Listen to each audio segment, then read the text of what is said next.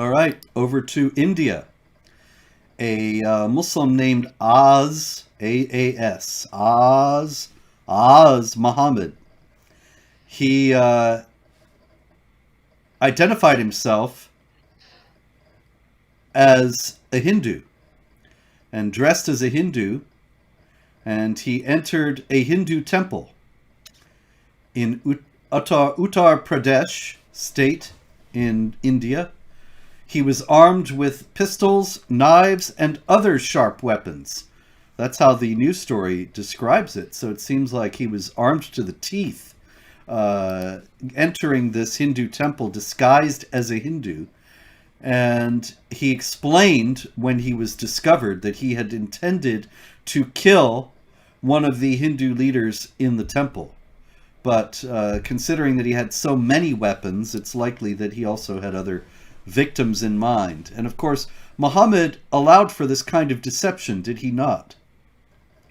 Oh yeah, it's exactly what he. I mean, very. I mean, you see this in a bunch of. I'm sure you're thinking of the passage with Cobb, right? Like, Yeah. let's pretend to be friendly and so on. Oh, But I I mean, love even your to cologne. yeah, even Sakia, you're allowed to pretend to be a non-Muslim if you need to. Hmm. Yeah, I think that's an interesting point you have made there, and I think that some interesting information is going to come out about some people. It'll surprise some people eventually. But anyway, not to be Muhammad himself said, "War is deceit." indeed exactly. Let's see. Do I have more deceit? I'm not seeing it right off, so we'll just go to the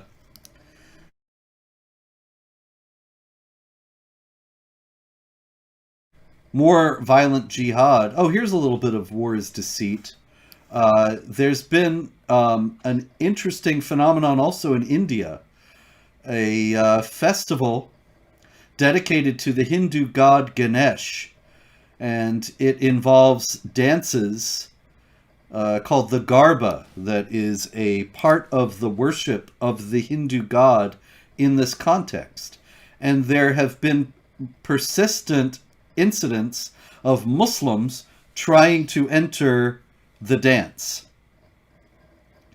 And I have a writer from India who writes at Jihad Watch who asked, you're talking about uh, Muslims who don't even tolerate Hindu processions going past mosques on the street. And now they're suddenly trying to get into Hindu worship festivals. What do you think might be the objective, David? I would guess slaughtering them in the name of Allah. There's Yeah, an that's what alternative. I'm. Hmm? There's another possibility. What do you think? Okay. Why they're Who's at trying a to sneak in? dance? Hmm? Who's at a dance? Oh, you're going in there trying to. You're talking about love jihad, Indeed. trying to pick up some ladies. See, you don't believe in dance, you don't believe in the music, but you believe in jihad. So you go in there, you do a little dancing, and if you manage to get a Hindu girl to come out and marry you, take over the reproductive capabilities of the enemy, and start cranking out some jihadi babies, you're obviously going to be forgiven for the dancing. Exactly. In India, a rapist gave the Quran and a prayer rug to a woman that he was holding captive and repeatedly raping. Another victim of an Islamic State jihadi said, "He told me that according to Islam, he is allowed to rape an unbeliever. He said that by raping me, he is drawing closer to Allah. He said that raping me is his prayer to Allah." Now, where on earth? He must be misunderstanding Islam, right, David? Not if you actually read the sources. I mean, if that's what Allah says you do with your female captives, then and there were ample opportunities. I mean, when they captured the men with their wives, and the Muslims were reluctant to rape the captives because they thought, wait a minute, isn't this adultery if we captured them and their husbands? and then they actually go to Muhammad. So they weren't simply pouncing on these women. They're like, hey, we want to find out if this is cool with Allah. And yeah, of course it was. Indeed. Surah 4 verse 24, and read the associated hadiths. In India also, a Hindu girl studying at Aligarh Muslim University in Uttar Pradesh also was beaten by a Muslim student who was forcing her to wear hijab. And her brother came on the scene and stuck up for his sister, whereupon he beat the brother and forced him to say, "Long live Pakistan."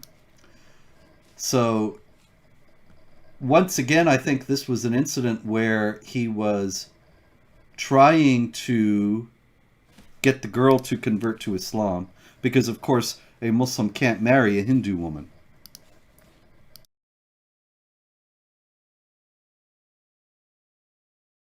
So more war is deceit action combined with love jihad in another incident out of India. A Muslim named Arif pretended to be a Hindu, and he befriended a woman.